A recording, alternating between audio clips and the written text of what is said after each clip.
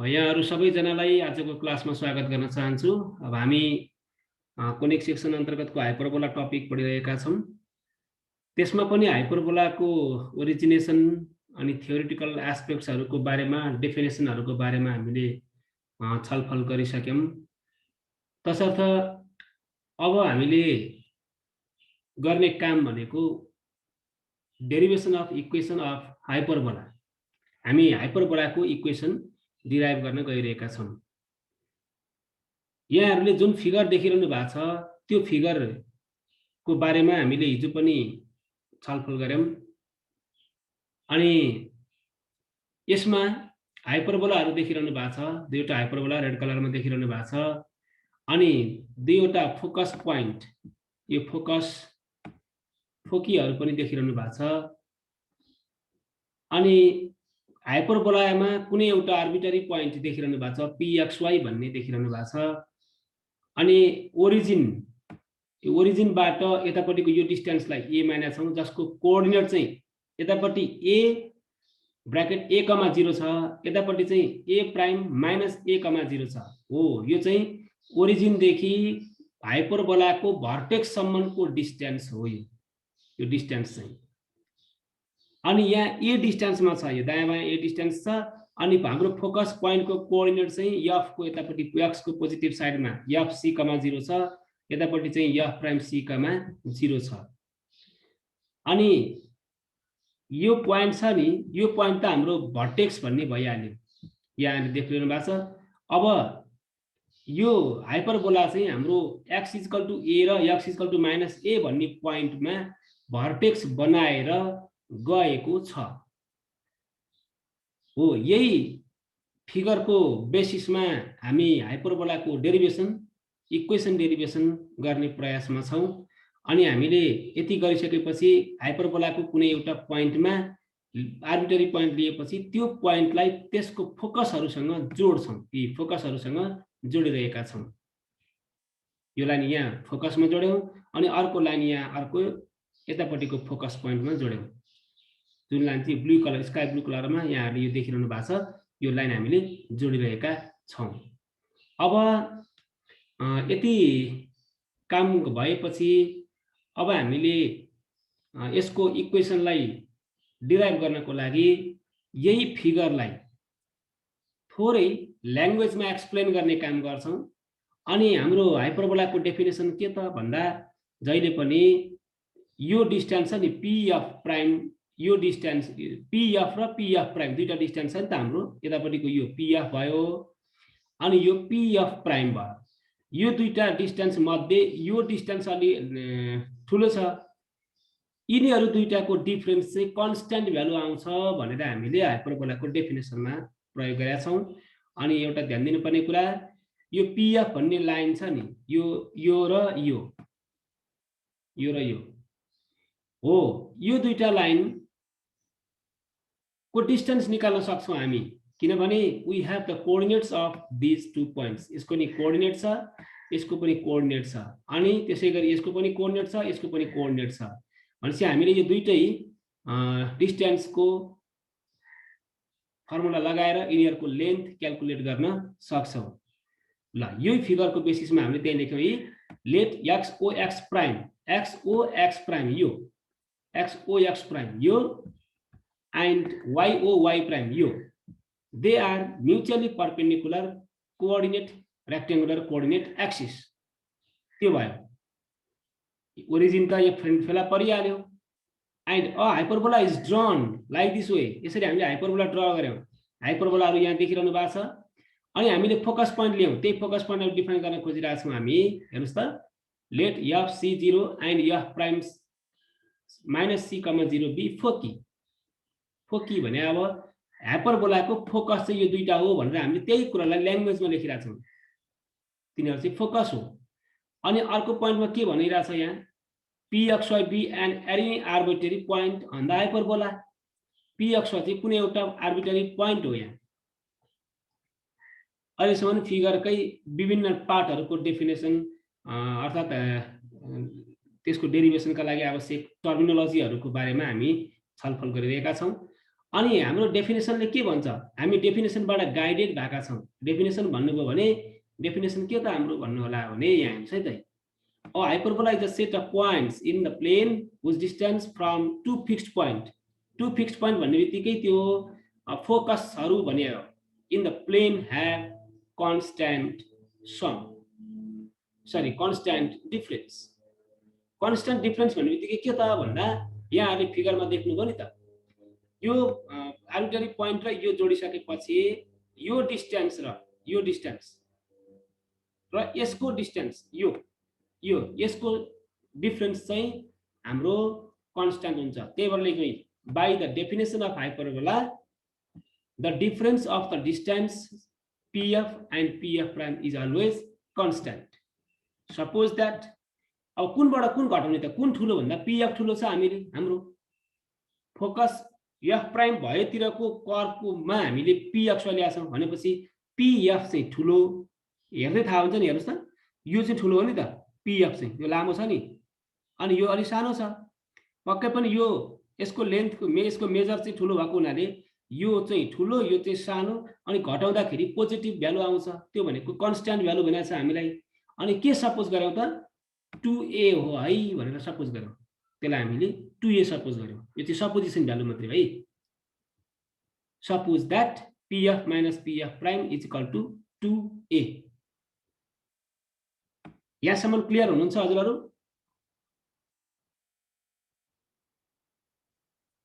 यहाँसम्म के छ भन्नुहोस् त, बुझिरहनु भएको छ? डेफिनेसन एप्लाई गरे यहाँसम्मका कुराहरू के छ भने भन्नु होला हजुरहरूले।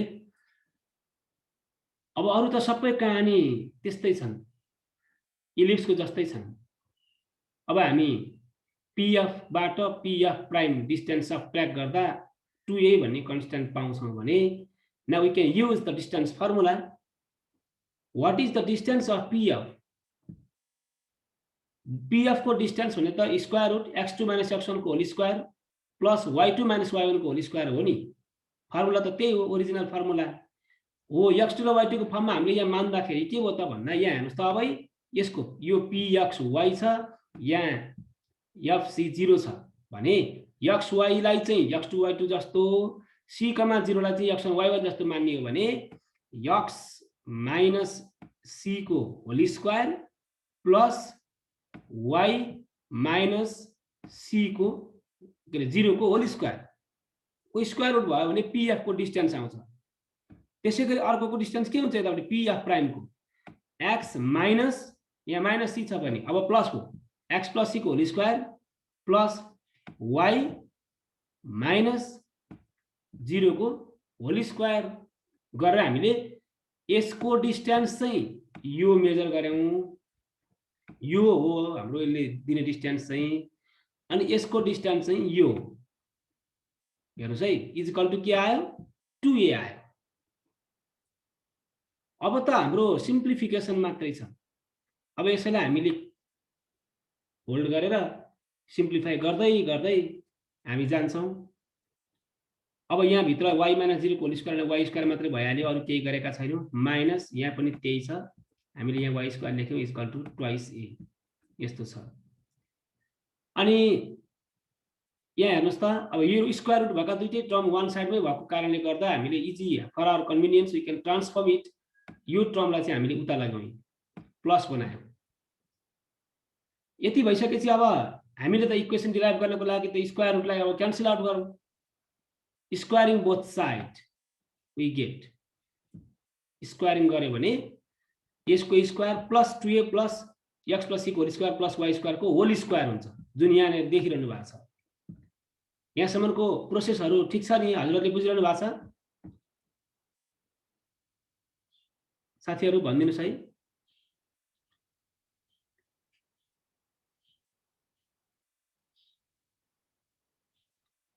क्लियर हुनुहुन्छ है? सुन्नु भएको छ मेरो बोली?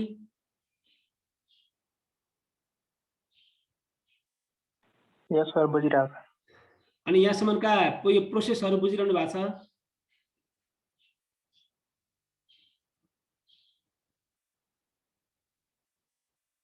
सबैजनालाई सोधिरहेको छु है क्वेसन। हस्, बुझिरहनु भएको छ भन्ने अपेक्षा रह्यो।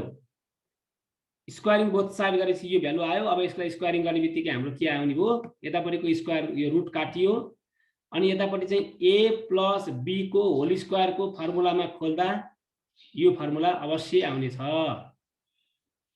a प्लस b को होल स्क्वायरको फर्मुलामा खोल्दा यो अवश्य आउने नै छ। अनि x माइनस c को होल स्क्वायर यो आयो। यसलाई छोका छैनौँ हामीले। यहाँ अलिकति के गरिरहेछौँ भने यो रुटलाई काट्ने काम गरिरहेछौँ, अरू जस्ता तस्तै सार्यौँ हामीले। यहाँ त किनकि होल रुटको स्क्वायर छ नि त, यो स्क्वायरले यो रुटलाई क्यान्सल आउट गर्यो। हो अब यहाँ यो छ। अब चाहिँ हामीले के गर्छौँ, सिमिलर टर्महरू दायाँ र बायाँ कहीँ सेमसँग काट्छौँ। वाइ स्क्वायर र वाइ स्क्वायर काटियो, हालिदिउँ हामीले, किन राख्नु। अनि यो भने a माइनस b को होल स्क्वायरमा खोल्दा यो आइहाल्यो। बुझ्नुहुन्छ तपाईँहरूले, म सरसरी भन्दै जान्छु। यो एज इट इज छ। अनि यहाँ पनि यो काटिसकेपछि यो चाहिँ a प्लस b को होल स्क्वायरमा खोल्दाखेरि त्यो आइहाल्छ। अनि अब के गर्ने, खोलिसकेपछि पनि काटिन्छ नि। यहाँ यतापट्टिको x स्क्वायर र यो c स्क्वायर अनि यतापट्टिको x स्क्वायर र c स्क्वायर दुईटै काटिन्छ। काटिएर बाँकी रहेको टर्म यो हो। अब हामी टर्महरू मिलाउने काम गर्छौँ। जस्तै यो यहीँ छ नि, यो यसलाई हामीले छोएका छैन, त्यही साइडमा छ। यहाँ यता लेख्न चाहिँ यतापट्टि लेखा छ, प्लसमा छ। अनि यतापट्टिको यो 4a स्क्वायर उतापट्टि जाँदा माइनस 4a स्क्वायर भयो। अनि यहाँ माइनस ट्वाइस cx छ अनि यो प्लस ट्वाइस cx उता जाँदा माइनस 4cx भयो। यो त मिलाएको तपाईँहरू बुझिहाल्नुहुन्छ। अनि यहाँ पनि 4 छ, यहाँ पनि 4 छ, यहाँ पनि 4 छ। कमन तान्दिनुहोस्, त्यसलाई काट्दिनुहोस्, त्यो गयो। बाँकी रहेको लाइन यो भयो। अनि यसलाई अलिकति सजिलोको लागि हामीले यो यतिकै छोड्यौँ। अनि यो दुईटैमा माइनस साइन भएको हुनाले हामीले माइनस कमन तानेर यस्तो फर्ममा राख्यौँ। अझै पनि हाम्रो स्क्वायर रुटको साइन हटेको छैन, रुटको साइन हटेको छैन। फेरि हामीले के गर्नु पर्यो, स्क्वायरिङ बोथ साइड गर्नै पर्ने भयो। यसलाई होल स्क्वायर गऱ्यौँ अनि यतापट्टिको minus a square plus cx लाई पनि होल स्क्वायर गऱ्यौँ। स्क्वायरिङ बोथ साइड गरेपछि हामीले दुवैतिर गर्न पर्यो। गरिसकेपछि यो a को पनि होल स्क्वायर भएको हुनाले त्यसमा रुट छैन, फ्री फ्रम रुट छ। अनि a स्क्वायर यहाँ भयो, भित्रको यो टर्मको चाहिँ हाम्रो स्क्वायर रुटको साइन काटियो अनि यो एज इट इज छ। अनि यो माइनस छ नि, माइनसको होल स्क्वायर भएपछि प्लस भयो, लेख्न परेन। a स्क्वायर प्लस cx को whole square as it is भयो। अब फेरि हामी फर्मुला खोल्दैछौँ। यो a स्क्वायर हो, यसलाई a प्लस b को होल स्क्वायरको सूत्रमा खोलिदिनु होला, बाँकी रह्यो यो ट्याक्कै आउँछ। अनि यो पनि a प्लस b को होल स्क्वायरको सूत्रमा खोलिदिनु होला।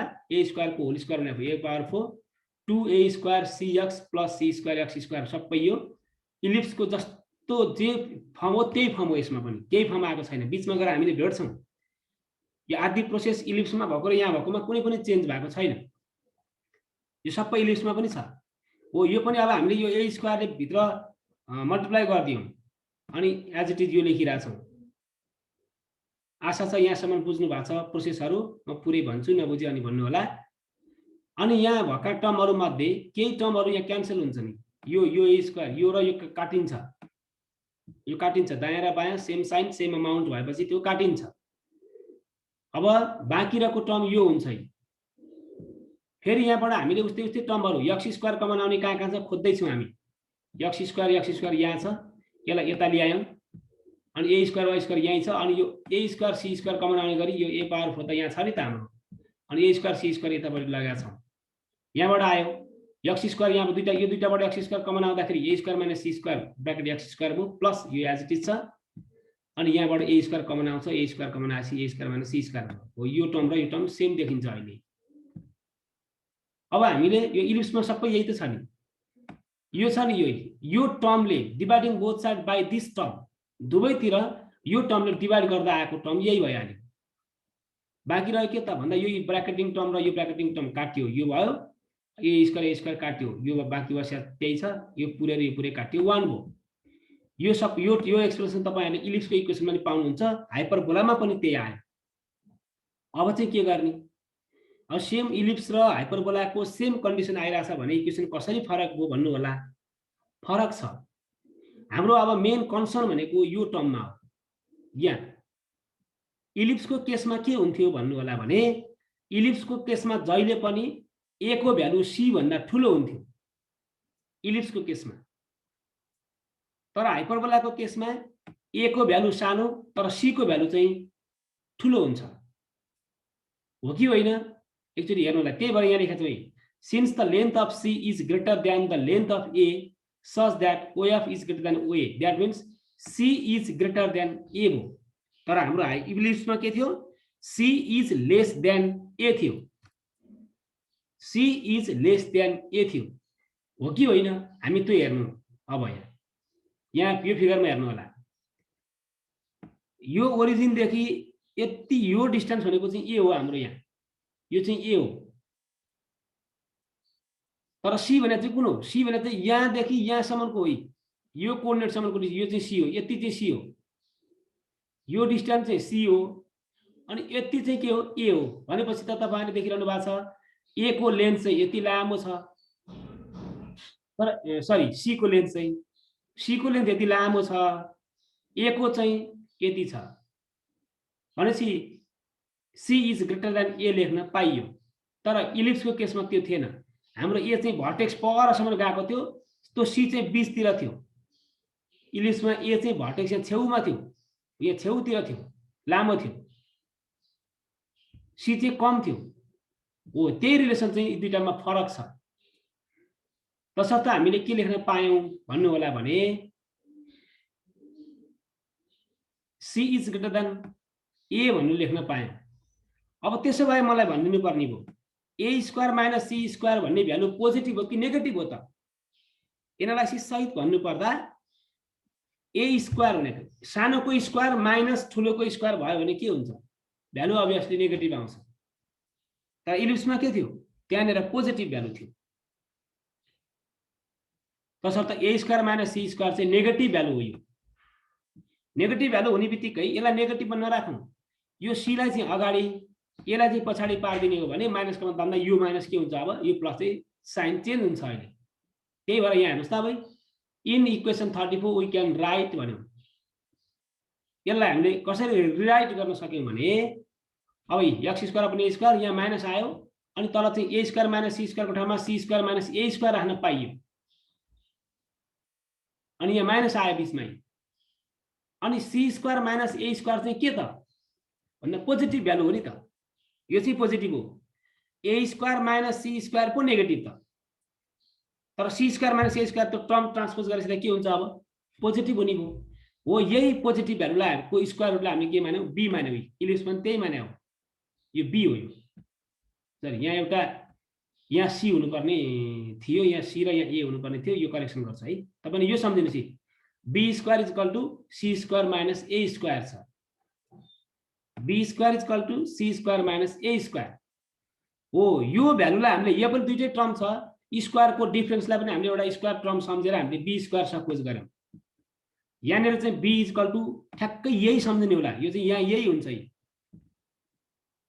यो चाहिँ इलिप्सकै कपी भएछ, चेन्ज करेक्सन अलि बिर्सेछ। यहाँनिर c square minus a square यो टर्म जस्ता तस्तै यहाँ राख्ने, यसको स्क्वायर यहाँ छ, यो b को ठाउँमा c हुन्छ, c को ठाउँमा a हुन्छ। यो यतापट्टि चाहिँ ठिक छ। फेरि तपाईले के सम्झिनु होला भने यसको भ्यालुलाई हामीले b स्क्वायरको रूपमा लेख्न सक्छौं भनेर तपाईहरुले मान्दिनु भयो भने अब यसको ठाउँमा के राख्न पाइयो?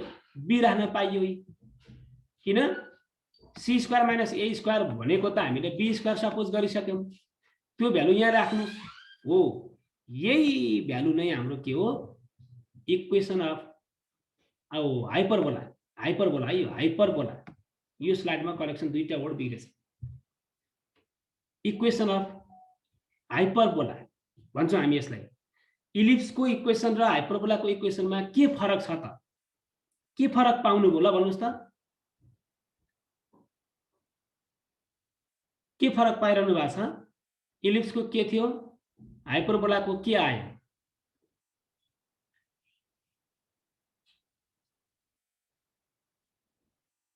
सुनिरहनु भएको छ नि?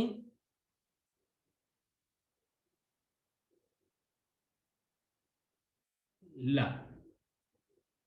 सबैजना क्लियर हुनुहुन्छ यहाँसम्म? ल भन्नुस् त, के प्रब्लम छ भने तपाईहरुको क्वेशन सुन्नको लागि रेडी भएर बसिरहेको छु।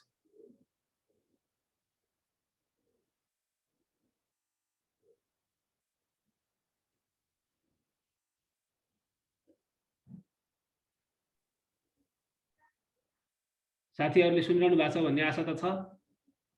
बुझिरहेको छ सर। कोही साथीहरू हुनुहुन्छ नबुझ्नु भएको केही छ भने भन्नु होला। हाइपरबोलाको इक्वेसन भन्ने बित्तिकै हाम्रो यो माइनसको फर्ममा आयो। हेर्नुहोस् है, यो माइनसको फर्ममा हाम्रो इक्वेसन आइरहेछ। अब फरक कति हो भने यहाँ चाहिँ हाइपरबोला हुन्छ, यो करेक्सन गरिन्छ है। अहिले यो चाहिँ हाइपरबोला सम्झिनु होला। X square upon a square minus y square upon b square equal to 1। हाइपरबोलाको इक्वेसन र इलिप्सको इक्वेसनको फर्मेसन एउटै हुन्छ, एउटै छ स्ट्रक्चर, मात्र हाम्रो एउटा समको ठाउँमा डिफरेन्स छ, प्लसको ठाउँमा माइनस छ एक ठाउँमा, अरू सबै सेम छ। उतापट्टि यी दुईटा टर्मलाई सम गरिन्छ, इलिप्स आउँछ। यसमा चाहिँ यो दुईटा टर्म योबाट यो घटायौँ, यसको पनि इलिभेसन फरक हुन्छ। फेरि तपाईँहरूलाई हिजो पनि देख्नुभयो, वाईको टर्म अगाडि भयो भने इलिप्स वाई एक्सिससँग ओरिएन्टेसन भएर जान्छ। हाम्रो यो चाहिँ एक्स एक्सिसलाई फोकल एक्सिस बनाएर बसेको तरिकाले बनाएको हुनाले यसलाई चाहिँ हामीले वाई एक्सिसको पार्ट चाहिँ पछाडि छ, हाम्रो यसरी पछाडि छ, डिफ्रेन्स यस्तो छ। फेरि यो टर्म यताउता इन्टरचेन्ज भयो भने अर्को इक्वेसन बन्छ। ल, यस्तोसम्म भयो। अब यहाँहरूलाई एउटा अहिलेसम्मको समग्रमा हाम्रो हाइपरबोलामा विभिन्न पार्टहरू क्याल्कुलेसन गर्न दिएला। त्यो सन्दर्भमा हामीले कुन कुन फर्मुला लगाउने, कसरी लगाउने, के निकाल्नु पर्छ, त्यो कुराहरू हामी हेर्न गइरहेका छौँ। अब for the standard equation of hyperbola यो छ। हेर्नुहोस्, यो दुईटा के फरक छ त हेर्दै जानु, सँगसँगै गर्ने हो। यो यहाँ चाहिँ फोकल एक्सिस भनेको एक्स एक्सिसलाई बनाएको छ हाइपरबोलाले, यहाँ चाहिँ फोकल एक्सिस वाई एक्सिसलाई बनाएको छ। यहाँ वाईको पार्ट अगाडि छ नि, हेर्नुहोस् त। जसरी पनि हाइपरबोला बन्न सक्ने भएको हुनाले हामीले यो डिफाइन गरिरहेछौँ। अनि यो यस्तो खालको हाइपरबोला छ भने हामीले हाम्रो दिएको इक्वेसनको हाइपरबोलाको इक्वेसनलाई यो जनरल इक्वेसनसँग अर्थात् यो स्ट्यान्डर्ड इक्वेसन अफ हाइपरबोलासँग कम्पेयर गरिदिन्छौँ। त्यहाँबाट हामी दुईटा कुरा खोज्छौँ जहिले पनि, कि ए भ्यालु ए को खोज्छौँ भ्यालु कि बी को खोज्छौँ। ए र बी को भ्यालु आयो भने सबै कुरा आउँछ फेरि कम्पेयर गर्ने। अनि center to focus distance c निकाल्न पर्यो भने square root a square plus b square लगाइदिने हो, a square plus b square. किनभने हाम्रो इक्वेसनबाट दुईटा मात्रै भ्यालु आउँछ हामीसँग, कि त्यो ए आउँछ कि त्यो बी आउँछ है। फेरि कि त्यो भनेको अर्थ कि ए आउने फेरि बी नआउने भने होइन, ए र बी दुवैको भ्यालु आउँछ। कसरी? हाम्रो दिएको जेनरल न्युमेरिकल इक्वेसनलाई हामी यो स्ट्यान्डर्ड इक्वेसनसँग कम्पेयर गरिदिन्छौँ। कम्पेयर गर्दाखेरि त्यो ए को ठाउँमा केही नम्बर त्यता आउँछ, बी को ठाउँमा केही नम्बर आउँछ। द्याट मिन्स हामीसँग दुईवटा भ्यालुजहरू हुन्छन् ए र बी का। अनि सी त आइहाल्यो। ल हेर्नुहोस्, जब सी आउँछ नि, अनि कोअर्डिनेट अफ फोकसको कोअर्डिनेट भनेको प्लस माइनस सी कमा 0 हो। यता पनि सी को भ्यालु त दुईटै केसमा एउटै हो। फेरि यहाँ सी को भ्यालु निकाल्ने तरिका ए स्क्वायर प्लस बी स्क्वायर नै हुन्छ दुईटै केसमा। अनि माथिल्लो केसमा छ भने फोकसको डिस्टेन्स भ्यालु निकाल्दा प्लस माइनस सी कमा 0 हो। यता चाहिँ 0 कमा प्लस माइनस सी हो। अगाडिको पछाडि, पछाडिको अगाडि साटिन्छ। फेरि एक्स पार्ट र वाई पार्ट साटियो, कुरा एउटै छ। अनि तपाईले अब हाइपरबोलाको भर्टेक्स निकाल्न चाहनु भयो भने you can use this formula plus minus a comma 0, plus minus a comma 0। अब तपाईले यहाँ चाहिँ 0 प्लस माइनस ए भनेर मानिन्छ। त्यो डिस्टेन्स तपाईले ए मान्नुभयो भने, अब तपाईले यो फर्ममा आउँदा चाहिँ बी मानिदिनु भयो भने त्यहाँ 0 कमा प्लस माइनस बी लेख्न सक्नुहुन्छ। तर हामीले वाई एक्सिसमा ओरिएन्टेसन यो खालको हाइपरबोलाकोमा पनि सेन्टरदेखि भर्टेक्ससम्मको डिस्टेन्सलाई ए नै माने हुनाले हामीले के गर्यौँ, कोअर्डिनेट चेन्ज मात्रै सार्यौँ, 0 कमा प्लस माइनस ए। अब हाम्रो हाइपरबोलामा चाहिँ के अरे इलिप्समा ननिकालिएको तर हाइपरबोलामा चाहिँ निकालिएको त्यो एउटा पार्ट छ हाम्रो एसाइम्पटोट। एसाइम्पटोट भनेको एउटा स्ट्रेट लाइन हो। त्यो चाहिँ इन्फिनिटीमा गएर कर्भलाई टच गर्न सक्छ भन्ने एउटा पोसिबल लाइन हो। त्यो लाइन एसाइम्पटोटको इक्वेसनको लाइन निकाल्नु पर्यो भने अरू केही नगर्नु होला तपाईहरु। यहाँ छ नि हाइपरबोलाको चाहिँ इक्वल टु 1 गर्नुस्।